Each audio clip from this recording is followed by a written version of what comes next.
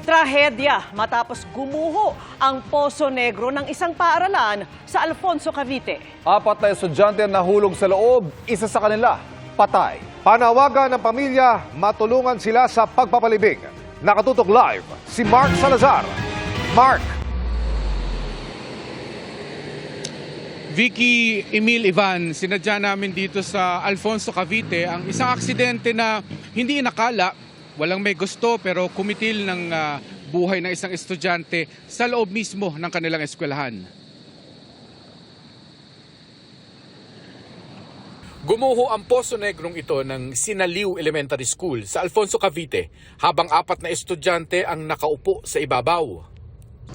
Nangyari po ito kahapon po ng 12:30 po.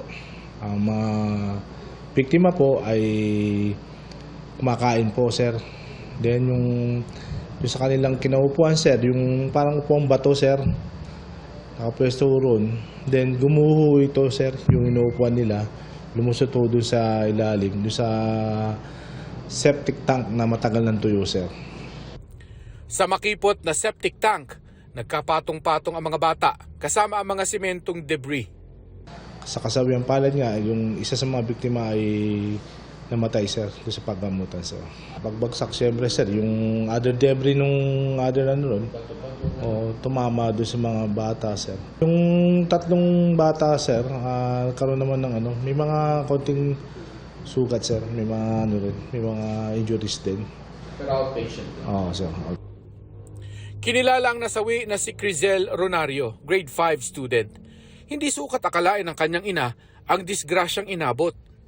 Pinapunta po ako ng school para po may emergency lang daw pong nangyari.